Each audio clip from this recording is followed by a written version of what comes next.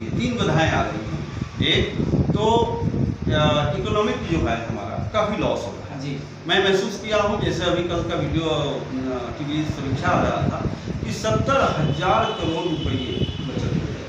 ये बहुत बड़ी एक इंडियन इकोनॉमी है। जी। दूसरा, जो समय हमारे शिक्षण कार्ड उस इलेक्शन कार्ड में जो लगे हुए शिक्षण है या पदाधिकारी हैं या जो अधिकारी हैं, जो उस पर जितना दिमाग लगाए रहते हैं वो कम से कम समय उनका बचेगा, जिससे वो विकास की बात करेंगे, अपने जिले के विकास की बात करेंगे। और नमस्कार, आप देख रहे हैं भिंसा मीडिया और इस वक्त मेरे साथ मौजूद हैं महान शिक्षाविद सीपीएस ग्रुप के चेयरमैन यानी सेंट्रल पब्लिक स्कूल के चेयरमैन डॉक्टर हरेंद्र सिंह जी। आज मैं इनसे कुछ चर्चा करने का प्रयास कर रहा हूं अपने चैनल के माध्यम से। सर, सबसे पहले आपका स्वागत है। धन्यवाद आपको। सर, एक स्कीम आई है वन नेशन वन इलेक्शन, तो इस पर आपका क्या कंसेप्ट बनता है? चूंकि आप शिक्षण संस्थान से जुड़े हुए हैं तो मैं एज ए पॉलिटिशियन बात नहीं कर रहा हूँ, मतलब आप शिक्षक हैं और शिक्षण संस्थान से जुड़े हैं तो आपसे बात करना जरूरी है, क्योंकि शिक्षक ही समाज का निर्माण कराते हैं और करते भी हैं। तो इस पर आपका क्या विचार बनता है सर?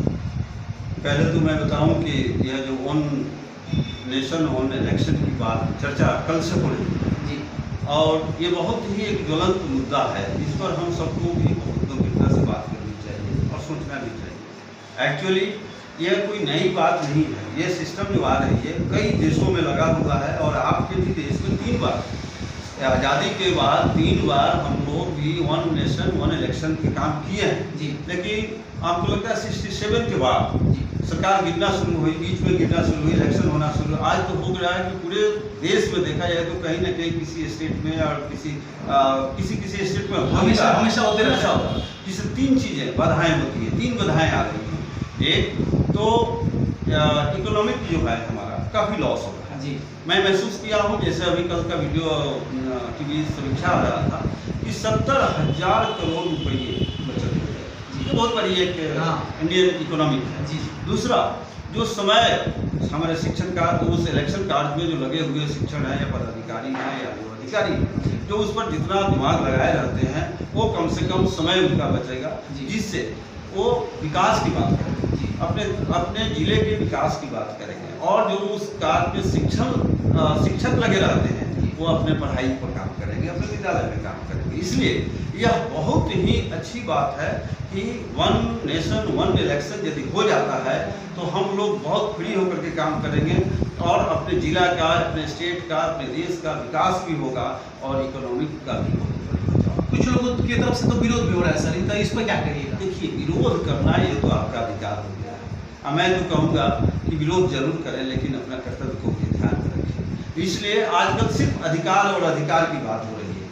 हम ये कहेंगे कि जो अच्छाई होती है, विरोध का मतलब होता है कि उसमें कहीं ना कहीं कमी निकाली जाए। तो आप अपना सुझाव दीजिए कि इसका जो ड्राफ्ट है, जो इसका बिल है, यह भी उसमें मेंशन होना चाहिए, यह भी उसमें लिखित होना चाहिए। ठीक है, वन नेशन वन इलेक्शन में काम हो गया, लेकिन क्या क्या होना चाहिए? जैसे अभी हम लोग को सिविल कॉमन समानता की जो बात आ रही है उसमें 2 लाख प्रपोजल गए हैं, सुझाव गए हैं। उसमें गवर्नमेंट अपना बिल प्रस्तुत करे, उसमें लिखेगी कि हाँ इतने लोग इसके पक्ष में रहे, इतने लोग इसके विपक्ष में रहे। उसी तरह का कोई भी चीज़ को निगेटिव नहीं लेना चाहिए।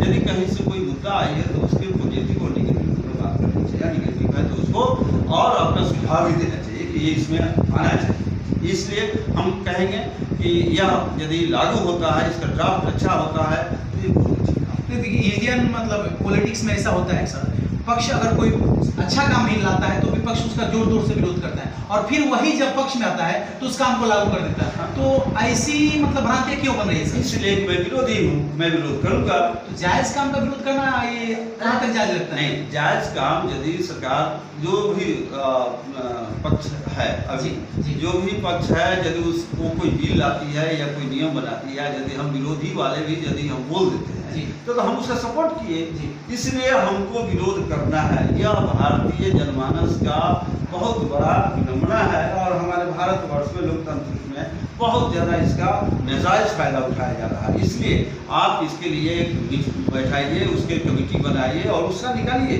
कि आप यदि उस सत्ता में हैं तो आप क्या कर सकते हैं। लेकिन वो मुद्दा को नहीं भटकाएंगे।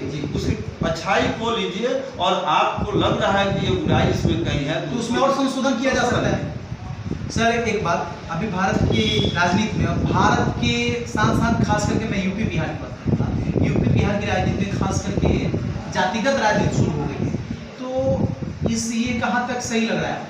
देखिए, यह जाति धर्म आपके देश में पहले से तो काफ़ी विकृत हो चुके हैं जी लेकिन अब इसमें आ रहा है कि विकास पर ज़्यादा ध्यान देते हैं। और यूपी और बिहार की जो बात कर रहे हैं, यही बिहार है जो विकास का पुरुष माने जाते थे हमारे नीतीश कुमार जी।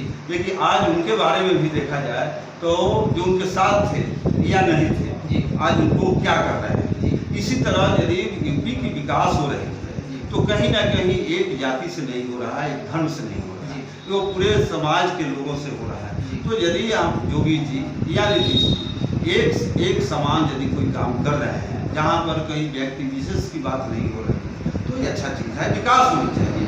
और अभी तो हम यूपी की बात के सुन रहे हैं कि वहाँ पर जो जाति सूचक जो बातें गाड़ी पर लिखी हुई थी उसको हटाया जा रहा है, और ये वार्निंग दी गई है कि एक बार के बाद दूसरे बार यदि फिर कोई लिखवाता है कानूनी कार्रवाई करवाएगी। कहाँ जाती है, ये तो जाति यदि होता तो लिखवाया जाता उसको जी। इसलिए ये सब भ्रांतियां हैं, और कहीं ना कहीं सरकार ही हम कौन, सरकार कौन है, हम और आप हैं जी। तो निर्णय लेने में विलम्ब हो सकता है या निर्णय लेने में कहीं गलती हो सकती है, लेकिन विरोधी का एक ही मकसद होना चाहिए, एक उद्देश्य होना चाहिए कि उस गलती को एक सजेशन के रूप में उनको देना चाहिए जी। सर एक बात, मतलब जातिगत की मैं चर्चा कर रहा हूँ, तो जातिगत जब चुनाव का वक्त आता है तो जितने भी पक्ष या विपक्ष की राजनीति करने वाले लोग होते हैं, सब लोग अपनी अपनी जाति के समूह जितने हैं सबको अपने दल में समेटने का प्रयास करते हैं, और वोटर भी हैं, वोटर भी ये सोचते हैं कि हमारे दल का है, हमारे समाज का है, तो हम इसी को देंगे।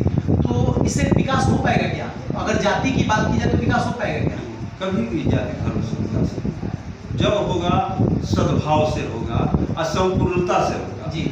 उसमें है कि कोई कह रहा है कि हम इस पार्टी से हैं, हमारी मजबूरी है कि मैं इस पार्टी में हूँ, तो वो मजबूरी अपनी बता रहे हैं कि पार्टी से हैं तो हम पार्टी के साथ धोखा नहीं दे सकते हैं, वो अलग एक बात है। तो पार्टी में तो जाति की बातें नहीं है, तो अपने अपना सिद्धांत है। इसीलिए आज का जो भी प्रोग्रेसिव, जो भी स्टेट प्रोग्रेस कर रहा है जिसके पीछे एक ही बात है कि सब विकास की बात कर रहा है, वहाँ जाति धर्म की बात है। तो यहाँ भी वैसा होना चाहिए, एकदम होना चाहिए। और जातीयता तो सबसे नीचे स्तर की बात होनी चाहिए, जो नहीं होनी चाहिए। हम सब एक भारतवासी हैं, हमारा एक ही उद्देश्य है कि भारत को हम कैसे सुरक्षित रखें, कैसे संरक्षित रखें और कैसे विकासशील बनाएं, हमारी यही बात। मानवता से तो बढ़ के कोई जाति नहीं होगी, कोई नहीं होगी। मानवता तो क्या कहूँ कि सभी लोग कहते हैं, कोई MLA के पास लोग जाते हैं कि हमको नाला बनवा दीजिए, रोड बनवा दीजिए, तो कहते हैं कि मेरा फंड खत्म हो गया जी। लेकिन उनकी यदि इकोनॉमिक बेस देखा जाए तो करोड़ों में चल रहे हैं जी। लेकिन मैं आज तक ऐसा कोई भी नेता को नहीं देखा जो अपना प्राइवेट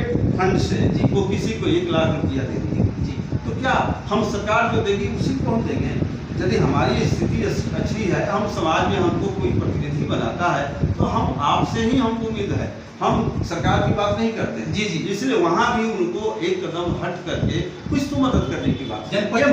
जनप्रतिनिधि का चुनाव जन सेवा के लिए ही किया जाता है, लेकिन अब वहाँ जाकर के लोग मानसिकता बदल गई। नहीं, फंड नहीं, फंड क्या है? आप भी तो एक फंड है जी, आप भी एक फंड है, वहाँ से भी कुछ दीजिए। हम लोग छोटे छोटे मदद करके 20,000, 25,000, 50,000 रुपया तक हम लोग मदद करके समाज के वैसे लोगों को में खड़ा करने का हम लोग प्रयास करते हैं। तो क्यों नहीं, आप तो हमसे ज़्यादा खर्च कर सकते हैं, दे सकते हैं, इसलिए भी मानसिकता को डेवलप करना चाहिए। बहुत बहुत धन्यवाद। देखिए, ये डॉक्टर हरेंद्र सिंह जी हैं जो CPS ग्रुप के चेयरमैन हैं, और आज मैं इनसे कुछ राजनीतिक चर्चा करने का प्रयास किया। आप देख रहे हो विंसा मीडिया। कमेंट में अपनी प्रतिक्रिया जरूर दीजिएगा।